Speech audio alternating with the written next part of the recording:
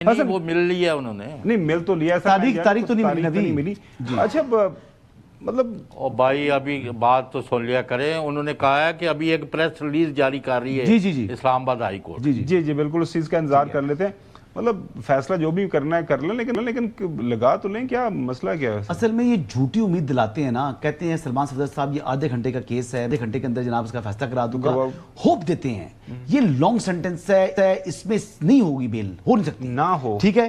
اب جو رائٹ ہے کھوسا صاحب جو ہے وہ کہہ رہے ہیں جی کہ عید وہ کریں گے, اگر کیس وہ سن لیں تو سن بھی رہے تو اس کا نتیجہ یہی ہونا ہے. عید کے بعد سن لیں تب نتیجہ یہی ہے. عید سے پہلے کون سا تلوار چل جانی ہے ان کی. جو میں آپ کو بتاؤں کہ جو اس کیس کے اندر 190 ملین کیس تو اوپن اینڈ شٹ کیس ہے. نہیں یہ تو آپ کی نظر میں ہے نا, وہ تو ابھی چیلنج کیا ہوا نا, وہ جو چیلنجنگ گراؤنڈز کو چیلنج کیا وہ بھی تو ہم نے پڑھی ہے نا, ان کی اپیل بھی تو پڑھی ہے نا. اپیل سن حسن صاحب, آپ کوٹ کرتے رہے ہیں, کورٹ کو کور کرتے ہیں, ایک آپ کی رائے اپنی کورٹ کور کرنا ایک بات ہے یار, عدالت نے میں وہی کہہ رہا ہوں کہ جب عدالت کے سامنے چلا جائے گا, آپ کہہ رہے ہیں اوپن اینڈ شٹ ہے, لیکن ایک وکیل ہے وہ کہتا ہے جی میری نظر سے دوسری سائڈ سے اوپن اینڈ شٹ ہے, تو جب عدالت فیصلہ کر لے گی تو پھر سمجھ آ جائے گی. بات سن, ریویو جب ہوتا ہے نا کیس کا, بہت کم ہوتے ہیں لیکن ہوتے ہیں. میں یہ کہہ رہا ہوں اسی طریقے سے جو اس کیس کے اندر بھی جو سسپینشن آف سینٹنس ہے, اس میں سے 100 میں سے 1% شاید امکان ہوگا بننے کا, 99% نہیں ہوگا, پھر بھی چانس ہوتا ہے. لیکن اس کیس کے اندر اسپیسیفکلی بات کریں نا اس کے میرٹس کو دیکھتے ہوئے تو اس میں وہ 0.5% بھی نہیں ہے. چلیں ناظرین اگلی سٹوری طرف بڑھتے ہیں. جو اسرائیل جنگ کی وجہ سے پاکستان کی معیشت کو جن چیلنجز کا سامنا ہے, آج ہم نے پروگرام میں دعوت دی اسد عمر صاحب کو, سابقہ فائنانس منسٹر پاکستان تحریک انصاف سے تعلق رہا ہے, آج کل سیاست کا حصہ نہیں ہے, سیاست سے انہوں نے کہا کہ میں نے کنارہ کشی جو ہے اختیار کر لی ہے. تو بنیادی طور پر پروگرام میں دعوت دینے کا مقصد یہی ہے کہ ظاہر ہے ایک مشکل وقت میں جب کووڈ آیا تھا, کرونا آیا تھا, اس وقت جو ہے جو معیشت کو سنبھالا تھا اس وقت کی حکومت نے, اور اعداد و شمار یہی بتاتے ہیں کہ اچھے انداز سے سنبھالا تھا. موجودہ جو حکومت ہے وہ یہ کہہ رہی ہے کہ کرونا جیسے مسائل کا سامنا ہے اسی طرح کے اقدامات اٹھانے کی ضرورت ہے, لہٰذا وہ ہم تھوڑا سا تقابلی جائزہ پیش کرنے کی کوشش کریں گے. اور خاص طور پر یہ جو تیل کی قیمتوں کے حوالے سے حکومت نے یکدم بڑھا دی, انٹرنیشنل مارکیٹ کے اندر پرائس پھر نیچے گر گئی, اور ہم 3 دن سے اسی کے اوپر پیچھے لگے ہوئے ہیں. ہمیں سمجھ نہیں آ رہی کہ حکومت کو کیا سوچی, کہ کس نے یہ جو ہے دہاڑی لگائی, کیسے حکومت نے یہ فیصلہ کر لیا. کیونکہ حسن ایوب کا یہ کہنا ہے, وہ باضد ہیں کہ بغیر کسی سے پوچھے, بغیر کسی سے مشورہ کیے جو فائنانس منسٹر ہے اورنگزیب صاحب, انہوں نے یہ فیصلہ کر لیا, اور یہ بڑی اہم پوزیشن ہوتی ہے, اور آئندہ چند مہینوں کے اندر ان کا یہ بھی خیال ہے کہ وہ چلے جائیں گے. نہیں ایسی باتیں دیکھیں نا, آپ بات ٹوٹل کہہ دیے کہ وہ بغیر کسی سے پوچھے, بغیر کسی سے کنسلٹ کی آپ کہہ رہے ہیں, اور وہ ایٹریبیوٹ مجھے کر رہے ہیں, تو یہ ذاتی بات ہے. اچھا آپ نے کیا کہا تھا؟ میں نے جو بات کی تھی, میں نے یہ بات کم از کم نہیں کی, ورڈ نہیں یاد اپنے. میں نے کہا تھا ہاں اس کی سب سے زیادہ ذمہ داری ان پر عائد ہوتی ہے, فائنانس منسٹر, اور اسد عمر صاحب خود رہے ہیں فائنانس منسٹر. سر میں اسی طرح جا رہا ہوں, مجھے نام لے کے انج کان نہیں پڑھا سی, انج پڑھیا سی.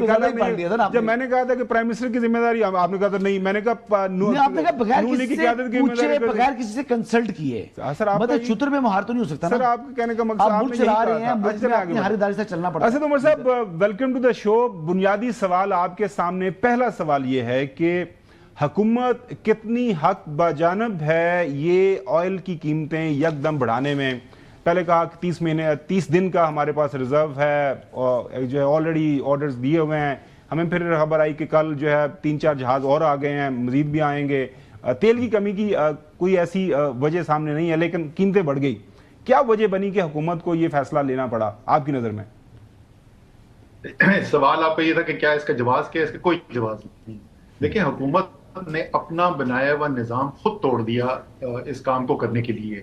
اس وقت جس نظام سے حکومت پیٹرولیم کی قیمتوں کا تعین کر رہی تھی وہ یہ کہ مہینے میں 2 دفعہ یہ کام ہوتا ہے, پہلی تاریخ ہوتا ہے, 15 تاریخ کو ہوتا ہے, اس کو اوور رائڈ کر کے, اس کو بدل کے ایک فوری طور پہ فیصلہ لیا گیا, اور 1 ہفتے پہلے جو ہے قیمتیں بڑھا دی گئیں. وہ 15 تاریخ کا بھی انتظار نہیں کیا گیا. وہ مہنگا پیٹرول آنا تو بہت دور کی بات ہے, ابھی تو وہ 15 دن نہیں پورے ہوئے تھے جو حکومت کی اپنی پالیسی کے مطابق, جس کے اندر قیمت نے نہیں بدلنا.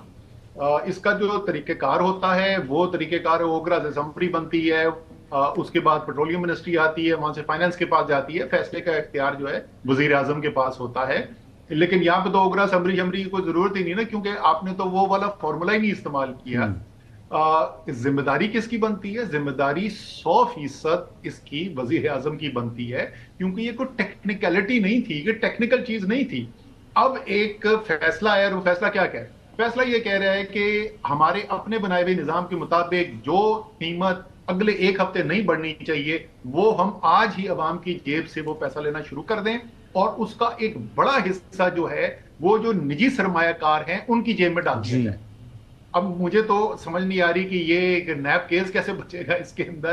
بالکل براہ راست نجی سرمایہ کاروں کو فائدہ کرا دیا گیا عوام کی جیب سے پیسہ نکال کے۔ جو کہا گیا، جو اس کی وجہ بتائی گئی، وہ یہ بتائی گئی کہ جی دیکھیں آگے لوگوں کو پتا تھا عالمی منڈی کے اندر قیمت بڑھ گئی ہے، اور سب کو پتا تھا کہ آگے قیمتیں بڑھنے والی ہیں۔ اگر ہم یہ قیمت نہ بڑھاتے ابھی تو شارٹیج ہو جاتی، لوگ سب بھر کے گاڑی میں اور موٹر سائیکل میں پیٹرول بھرانا شروع کر دیتے۔ ذرا بیان دیکھ لیجئے، جس دن یہ قیمت بڑھائی ہے اس کے اگلے دن حکومت کے اہم ذمہ دار لوگوں کے بیان دے دیں کہ ابھی اور مزید قیمت بڑھنی ہے۔ لو جی، تو وہ ساری آرگومنٹ جو ہے اس کا تو خود ہی بیڑا غرق کر کے رکھ دیا۔ آپ نے تو خود اعلان کر دیا کہ ابھی دوبارہ قیمت بڑھ رہی ہے، اب مجھے بتائیں شارٹیج کیوں نہیں ہو رہی؟ اب کیوں نہیں پیٹرول پمپوں کے اوپر لائنیں لگی ہوئی؟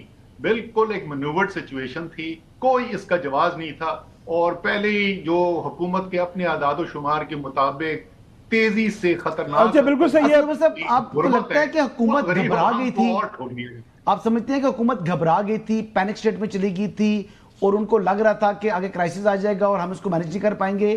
یا آپ کو بظاہر یہ لگ رہا ہے کہ یہ میلافائڈی انٹینشنز کے ساتھ ڈیلیبریٹلی عوام کے جیب کے اوپر ڈاکہ ڈالنے کے لیے اور جو مارکیٹنگ کمپنیز ہیں آئل کی ان کو بینیفٹ دینے کے لیے ایک اسکیم ہوا ہے؟ دیکھیں حسن ایوب صاحب، میری جو ہے نا یہ آپ کے ساتھ میں نے اتنے نہیں پروگرام کیے ہوئے، خاور گمن اور چودھری صاحب جو ہیں یہ میرے ساتھ سالوں سے پروگرام کر رہے ہیں۔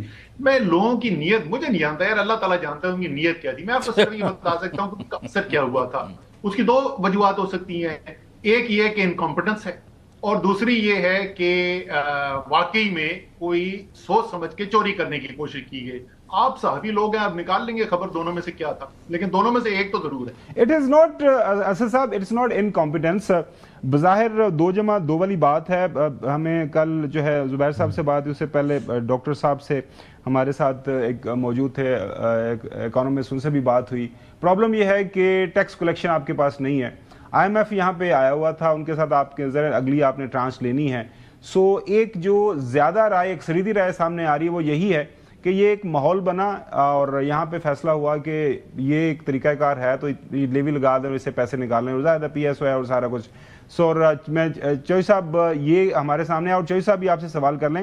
میں جو بنیادی طور پہ پہلے اس کے اوپر کامنٹ کر دوں۔ اچھا یہ جی بالکل اسی کے اوپر کامنٹ کرنا۔ یہ اگر وضاحت ہے نا تو اس وضاحت کے لحاظ سے تو تمام کا تمام جو 55 روپے بڑھایا گیا تھا پیٹرول کا، وہ سارے کا سارا جو ہے ٹیکس کی صورت میں ہونا چاہیے تھا۔ آپ یہی کہہ رہے ہیں نا کہ 400 ارب روپے کی شارٹ فال ہوئی تھی، FBR سے نہیں پورا ہو رہا، تو وہ تو سارے کا وہ جو نجی کمپنی کے منافع کے اندر اضافہ کر دیا گیا اس کی کیا جواز ہے؟